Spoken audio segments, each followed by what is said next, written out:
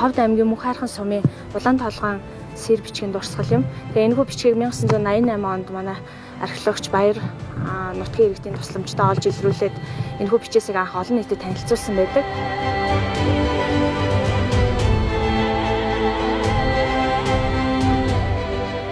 Энэхүү сэр бичгийн дээд талд Христийн шашны загалмай тэмдгийн хэлбэртэй дүрс байгаа нь сонирхолтой бөгөөд дундад эртний Монголын Хэрээд 8 онгууд зэрэг аймагуудын дунд Христийн шашны урсгал нэвтэрч байсан мэдээ баримттайч холбон үзэж болох талтай.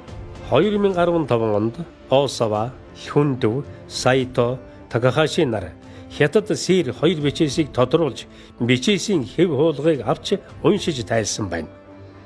Нэгдүгээр сэр бичээсийн утга нь Библийн хуучин грек номны дуулал 68-ын 5 дугаар ишлэл өөрийн ариун газарт байгч бурхан юм.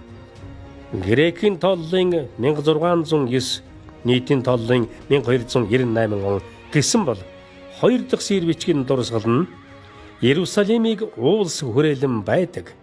Өдгөөгөөс мөнхөд хүртэл өөрийн хүмүүсийг эзэн хүрээлэн буюу дуулал 125-ын 2 дугаар ишлэлийг сийлжээ. Улаан толгойн сэр бичгийн хятад бичигт Дадагийн 2 дугаар он 6 дугаар сарын 18 дахь өдөр буюу 1298 оны 7 дугаар сарын 28 гэсэн оныг тод бичээд Гаутоны удирдсан дайны үйл ажиллагааг тэмдэглэжээ.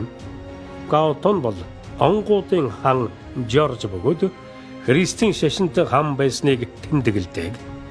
Эмээс энэ хадны хятад бичээс ч мөн адил Христийн шашинт онгууд аймгийн түүхийн нэгэн баримт мөн.